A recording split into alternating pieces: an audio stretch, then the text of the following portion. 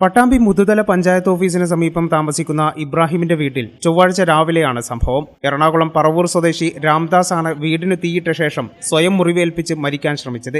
രാവിലെ വീട്ടിലെത്തിയ പ്രേംദാസ് വീട്ടുകാരെ ഭീഷണിപ്പെടുത്തിയ ശേഷം വീടിന് തീയിടുകയായിരുന്നു. വീടിനു മുന്നിൽ നിർത്തിയിട്ട കാറിനും ബൈക്കിനുമാണ് ആദ്യം തീ കൊളുത്തിയത്. വാഹനങ്ങളിൽ നിന്ന് തീ വീട്ടിലേക്ക് പടരുകയും വീടിന്റെ ഒരു ഭാഗം പൂർണ്ണമായും കത്തി നശിക്കുകയും ചെയ്തു. ഈ സമയം വീട്ടിലുണ്ടായിരുന്ന ഇബ്രാഹിമിന്റെ ഭാര്യയും 2 മക്കളും പിൻവശത്തെ വാതിലിലൂടെ തൊട്ടടുത്ത വീട്ടിലേക്ക് ഓടി രക്ഷപ്പെട്ടു.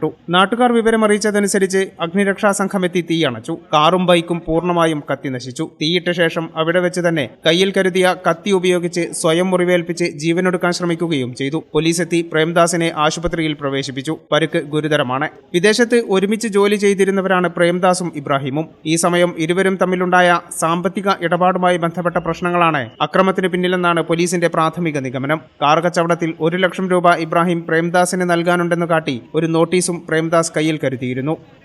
പഞ്ചായത്ത് ഓഫീസിന് സമീപത്തുള്ള ഇബ്രാഹിം എന്ന ആളുടെ വീട്ടിൽ ഇപ്പോൾ ഏതാനും നിമിഷങ്ങൾക്ക് മുമ്പേ ഒരു വലിയൊരു ദുരന്തമുണ്ടായി.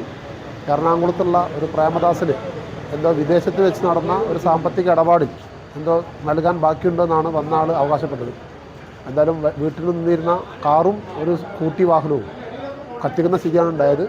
വീടിനകത്ത് ഗ്യാസ് തുറന്നിട്ട് അദ്ദേഹം വീടിനകത്ത് കയറുകയും വീട്ടുകാരെ പരിഭ്രാന്തിപ്പെടുത്തുകയും ചെയ്തു. വീട്ടുകാർ വേഗം ഓടി രക്ഷപ്പെട്ട് അടുത്ത വീട്ടിലേക്ക് കയറി രക്ഷപ്പെടുകയാണുണ്ടായത്. ഞങ്ങൾ നാട്ടുകാരുടെ സമയബന്ധിതമായ ഇടപെടലിൻ്റെ ഭാഗമായി ഫയർഫോഴ്സും പോലീസും വന്ന് കൃത്യമായി ഇടപെടുകയും ഫയർഫോഴ്സ് തീ അണയ്ക്കാനുള്ള വലിയ ശ്രമം നടത്തുകയും പോലീസ് അദ്ദേഹത്തെ പിടികൂടി ഹോസ്പിറ്റലിലേക്ക് കൊണ്ടുപോകാൻ ഉണ്ടായിട്ടുള്ളത്. ഈ ചാനൽ ന്യൂസ് പട്ടാമ്പി.